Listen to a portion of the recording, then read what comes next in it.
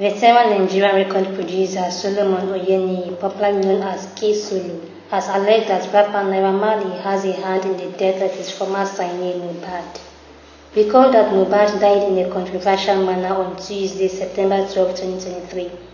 Featuring on a TV interview, K-Solo insisted that Naira Marley was involved in the death of the 27-year-old singer. He further alleged that Naira Marley cannot deny his involvement.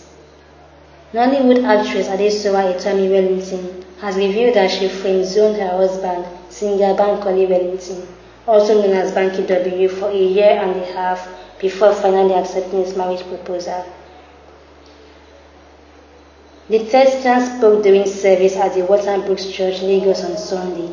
She said one of the reasons she friend-zoned him was because she had not heard from God at that time, adding that she also wanted to build friendship first before going into marriage. Was Naira Marley involved in Mohbad's death?